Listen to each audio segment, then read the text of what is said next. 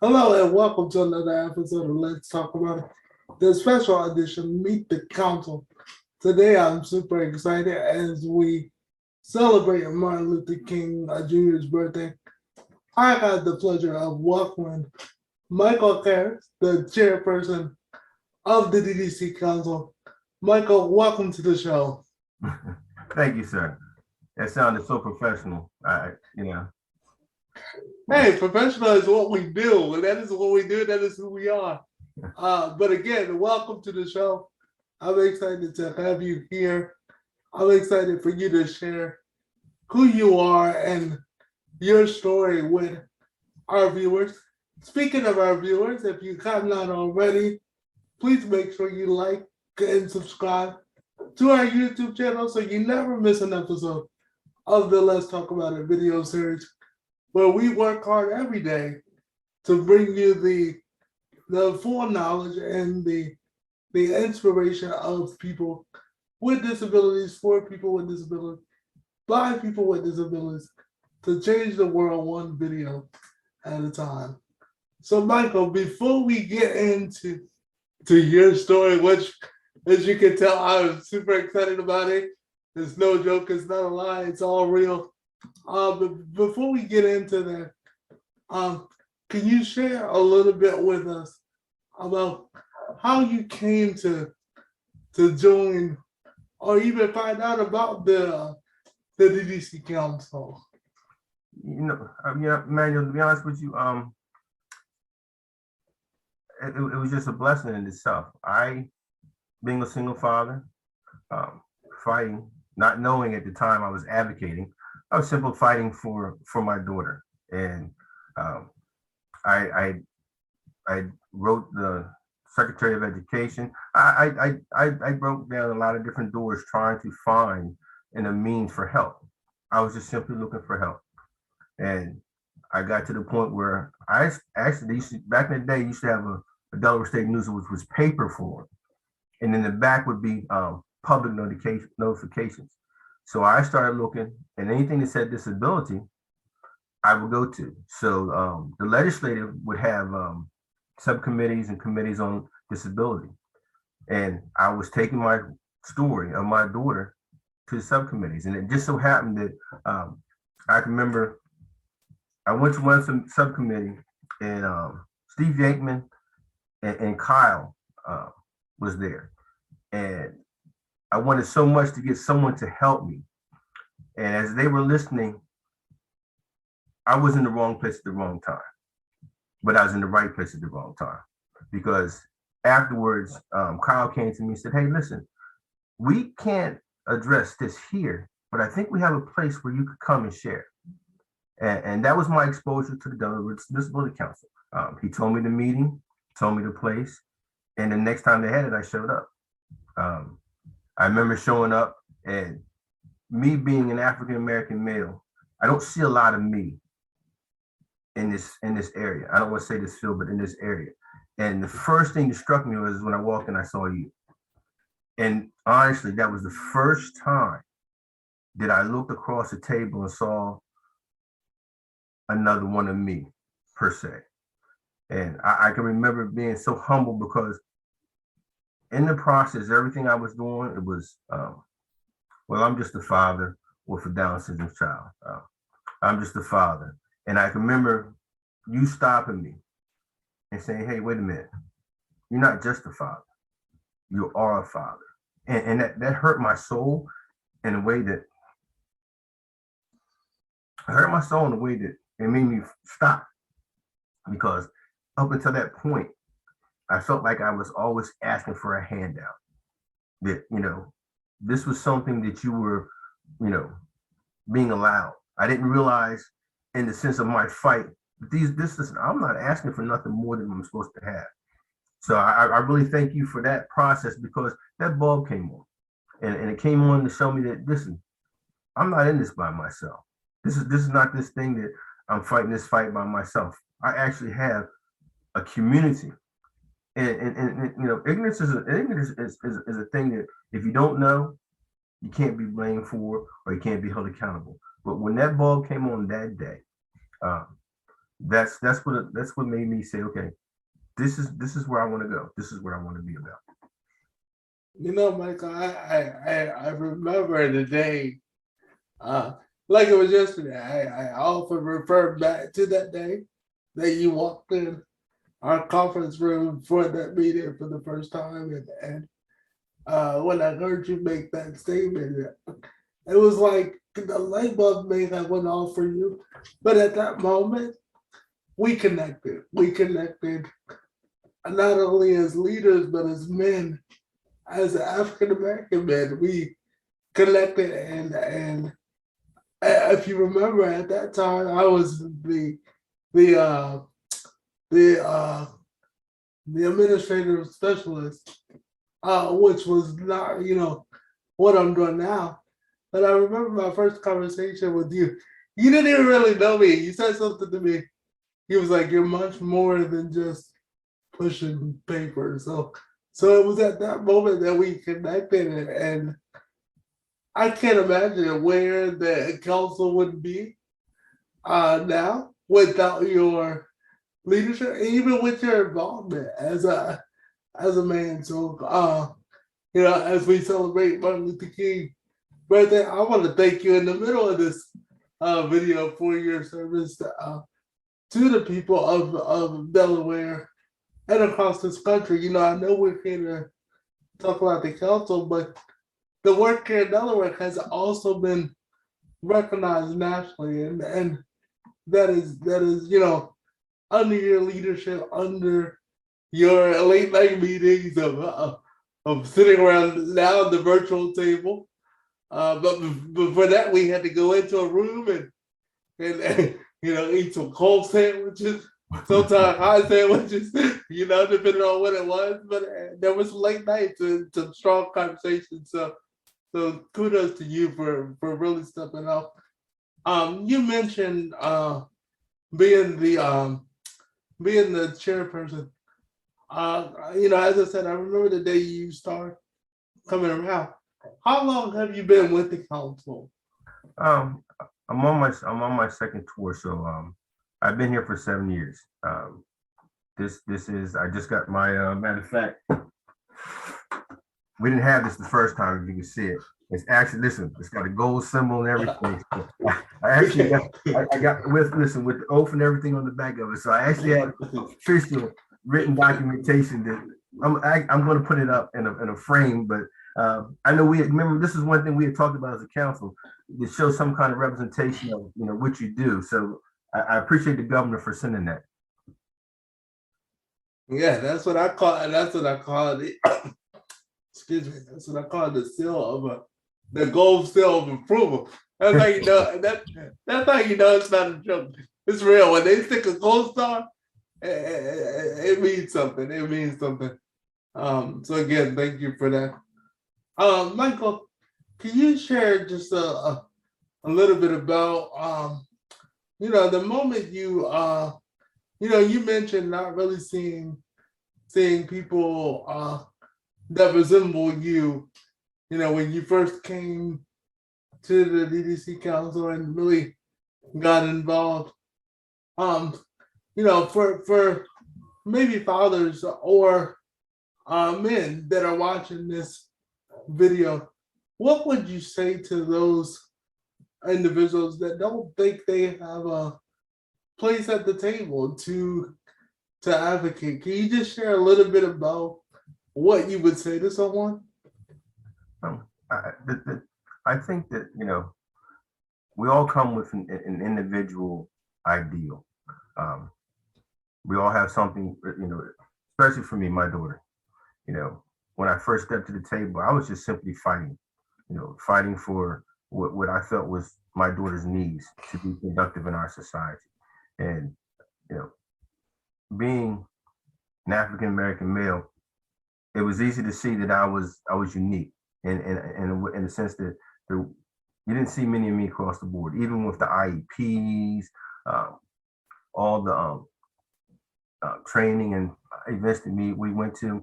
I never saw a lot of me, and it made me feel like that I was, by myself. And the one thing I would say for anybody out there that that's an advocate for disability communities, that we're a unit, and there's someone out there that if you talk to, they hear you. They'll come. They'll do their best to kind of flow with what you need. And for me, the challenge really was just seeing myself as an advocate. Not seeing myself as a black male coming in, because there's just so many stereotypes that come with it, that you have to get past it mentally to understand that this is the process of what I'm doing. I'm fighting for my daughter, and in that, as I fight for my daughter, and another person fights for their daughter, and another person advocates for themselves, there becomes a family. And I want everyone to know there is a family out there. You just have to take the first step. You mentioned something really, really strong, and that's family. And as you said, when you first came, you were at the table to advocate for your daughter. That's what brought you to the table. But now I had the pleasure of watching you grow into you go from a council member to really being the chairperson, being that first line of advocacy and leading those meetings, and not just calling the meeting to order and keeping everybody on track, but really being one of the faces of the DDC. In the moment of advocating for your daughter, did you ever think that you would be the chairperson? And the second part of the question would be, knowing that the council's role is to educate, advocate, and inform, what area of the disability community are you really passionate about? So I gave you kind of two-part question. Well, I think the first part was no. In fact, when I was nominated, I didn't nominate myself. It was nominated. Someone else nominated me, and I had to question: was I even ready for this position? Did I have enough knowledge? And I took a review of myself and said I always had something to say. And the one thing is that life is about moments, and in this moment of searching for help for my daughter, I was led, whether you believe in religion or anything, but I think God led me in the direction of advocacy, to know that for 28 years you've been advocating. The first 18 of it, you just thought you was fighting, but you were advocating. And the fact that we live in moments, I was presented this moment to voice my concern, not just for myself, but as my voice echoed, it echoed for other people. It echoed for another parent that didn't know. When we go to these different places in different states and we talk, and you can hear, the echoes go through of what your heartfelt is. And I just appreciate the fact that I understand that this is a platform. This is the platform of my scale. The largest scale right now is a platform to do my service. My daughter's my motivation. But if I can help just one person, or 2 or 3 people, I've done my part of servitude. The second part of the question, and I forgot the second part of the question. The second part of the question was, knowing what the council's primary role is to educate, advocate, and inform, which at this point we could put that on a t-shirt because we say that all the time. But what is an area that you are passionate? I know you're passionate about everything. Education. Education. Can you share a little bit about the education and why you're so passionate about it? When my daughter was coming through public education, and under the Disability Act, you have 21 years of free public education. And I realized that in the process that she was going, they started removing the core educational part from her curriculum and started pushing her more to transition. And my thing was that I felt like my daughter had the ability to retain and learn. May not be at the pace at which you're going for someone to graduate by the age of 18. But there's a level of education that she can grasp for.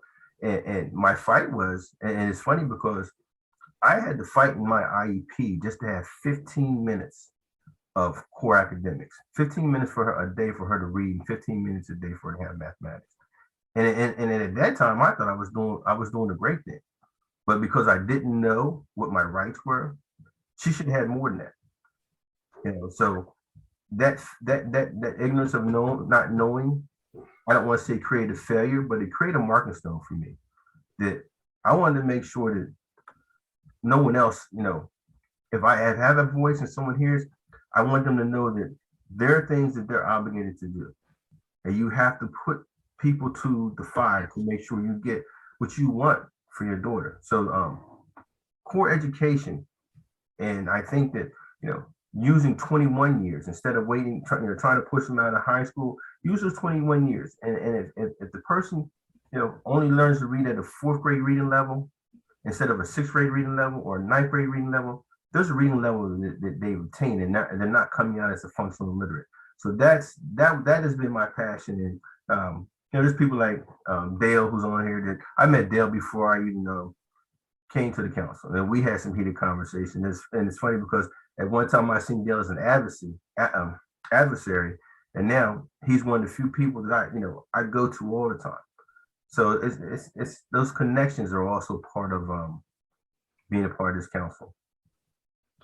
Wow, but you know what, you bring up so many different points, and I think that's something that I really learned from watching you and really being part of your journey, and which is as I said before, it's an honor to be a part of that. And we didn't even mention that you are a Partners in Policy Making graduate. That, and for those that don't know what Partners in Policy Making is, Partners in Policy Making is an advocacy curriculum where you learn everything there is to know about advocacy and how to do it appropriately. When I first met you, I would never. I knew you had it in you, but I would have never thought that vulnerable man, that vulnerable guy, who was not trying to be vulnerable, but he was like, I don't know if I know I'm in the right spot, but I don't know if I'm here to just listen or if I'm here to share. And it was like you went through Partners, and then after Partners, it was like this, not even a label. It was more like a parachute of umbrella of watching you grow. And now when you get on the meetings, it's like, you rat it out like it ain't nothing because you now know the law. And I think that's something you mentioned about really knowing your rights. Now you know your rights with the purpose, how to do it. And as we keep talking about like Martin Luther King and the work that he done, your daughter may have drove you to the table, but now you speak for everybody. Martin Luther King said it best.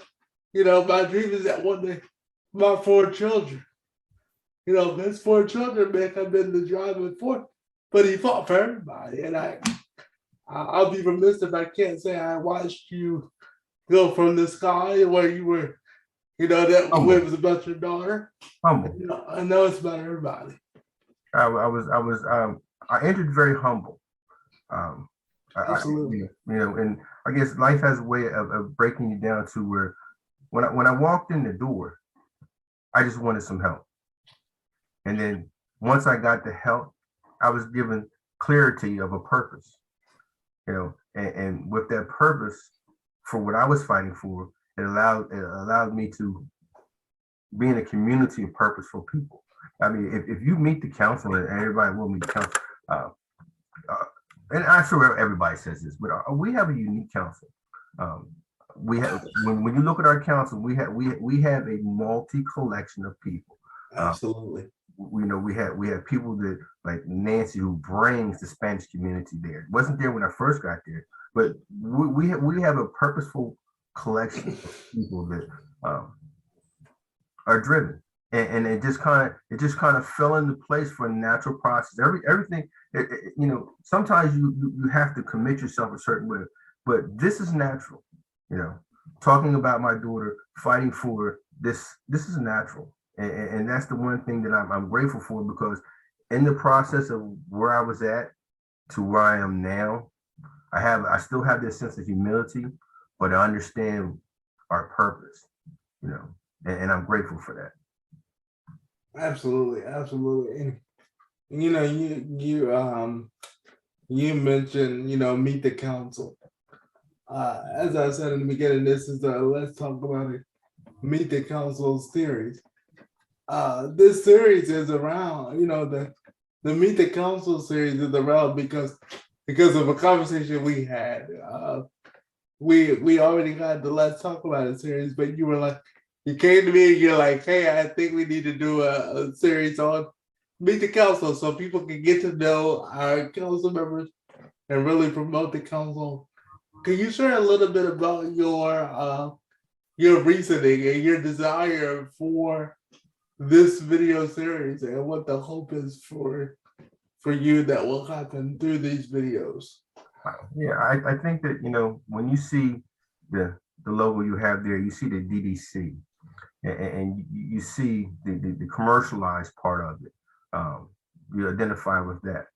But the Meet the Council, for me, why it's important is because if someone's listening to me, someone can hear and take to heart something personal within themselves, which allows them to see us beyond the commercial part. But listen, these are people just like me. I'm out here struggling for my son or my daughter, and this person's the chair, or this person's the executive director, or this is the council itself, and they're human just like me. It helps you understand that you're not by yourself. And the personalization part of it is, I think, is what's most important, because when you can personalize with somebody, you can identify better with the process or direction what the DDC Council is going to. Absolutely, absolutely. And Michael, when we first started this segment of the Let's Talk About It, first when you brought it to me, I'm like, me, I'm all for video and promoting and that jazz. When you brought it to me, I'm like, hey, we can even use this to promote the activities and bring in other agencies and promote the agencies and things of that nature. And now, because of that one, what people would say, one little idea, we're known for doing this, and not only are we doing Meet the Councils, but we promote our projects, and other agencies are really blowing up my email box to be a part of it. And I think, what a way to really connect with someone is by hearing their story. If I just met you as the chairperson, I really wouldn't know who you were, because all I would tell you as a leader and not as a human. And I got to know you the opposite. I got to know you as a guy coming in, not knowing really where to sit. You didn't want to step on anybody's toes. But it wasn't long after that where you were like the vocal one, because it was almost like, to me, it was almost like you were like a sponge. Your first couple meetings, you're soaking up the water and soaking up the water and soaking up the water. And then all of a sudden you're like, I got enough to ring out on this table and share everything I know. And you did move really, really humble. But I gotta say it, you moved humble, but you also moved with a purpose. And to know where we as a council and some of the challenges that we face, because we're all human, you have this way of leading everybody back to that common goal, which is to educate, advocate, and inform.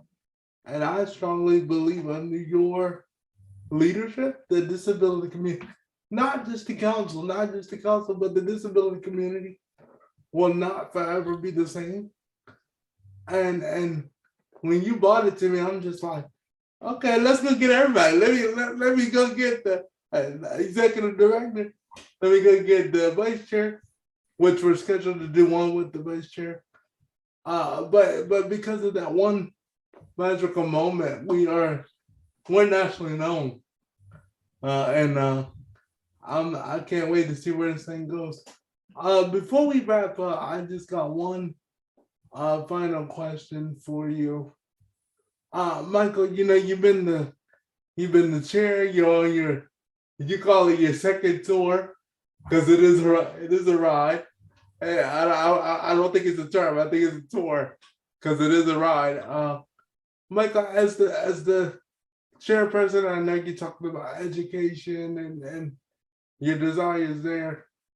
But as the chair, what is your desire? What is your hope that when you are no longer the chair and you have done your two tours and you have to step off for a couple years. I wish it was hours. But you have to step down for a while. What is your hope that once you're not in that spot anymore, for the DDC Council and the disability community? That's a good question. Thoughtfully, I would like to break the barriers. I think that one, as you know, one of the things that I speak on is more exposure. The disability community we need to be seen more often, whether it be PSAs, whether it be on TV. We need more exposure, because when you're exposed or people around you more often, there's more of an acceptance of who you are, instead of looking at you as, with a person with a disability, that you have the opportunity to get to know that person. And what I want to, break the barriers of stereotypes. I think that when, the word disability is just, to me, and this is Michael speaking, the word disability, when you start off with that, a person automatically looks at you as less than. I think, people have conditions. My Down syndrome is a condition. Autism is a condition. Spinal bifida, if I'm saying it right, is a condition. Just because that's an existence in them, that doesn't create a disability. And I want to learn people to learn to accept and understand that although there is a condition with a person, they can be very productive, and they are very productive in society if you allow us, if you include us. And it's interesting to me, because the disability community is the one only all-inclusive community. Listen, there's no religious barrier, there's no ethnic barrier. Listen, there's no Democrat, Republican. We accept all. And the thing is that somewhere in your lifetime, you're either going to have a disability, know somebody with disability, have to care for somebody with disability. At some point, you're going to be exposed to the disability community. And you don't wait until you're in that midst of it to understand what we bring to the table. So well, first of all, I'm never going to be done advocating, because I don't think we'll ever get to the full table that I would like for us to have. But when I sit back after this next tour is over with, I really would hope that Delaware gets on the map for the leaders, for the leader of the disability community, where people recognize us for the productive people and places that we can do in our society. I think that would be, something I can lay my hat on. Michael, I think that is a perfect way to close this out. As you know, we can talk for hours. So with that being said, I'm already giving you another invitation to come back to your show, because I'm just the one running the thing. But people like you that come up with these ideas. But this is the council show, and I tell you got a virtual invitation. Whenever you're ready to sit in the hot seat, you know where to find me. But I want to thank you for sharing your story and really letting us into who you are as a man, as a African American man who just happens to be the reigning chair of the DDC Council. I want to thank all my viewers for watching. Again, if you have not already, make sure you go subscribe. Ring the bell so you never miss an episode of the Let's Talk About It. Michael, on Martin Luther King's birthday, once again, thank you for your service, and not only to the council, but thank you for serving for our country and making sure that all of us stayed safe. You guys did something I'm not able to do, but I fight in this way, and it's because of your service and your heart that you wear on your sleeve, even though you don't like to admit it, it's on your sleeve. And I appreciate that service. And thanks everybody for watching. My name is Emmanuel Jenkins. Michael, any final words? Thank you. Thank you for pushing me out here to do this. We know you pushed me more and more one time, so I appreciate this opportunity. And what you're doing is good. Like I told you when I first met you, you gave a lot of kudos to me today, which I'm not sure that fits me the person, but the talent that you have, I appreciate the fact that I was given the opportunity to see it fold. And what you're doing, keep doing. And you're doing a good thing, and I appreciate you. Thank you so much. All right, we will catch you on the next one. And be sure to check out the new DDC podcast that will launch on February the 14th, what happens to be Valentine's Day. So we will be pushing out more about that. Make sure you stay tuned. Take care, everybody. Thank you. Take care.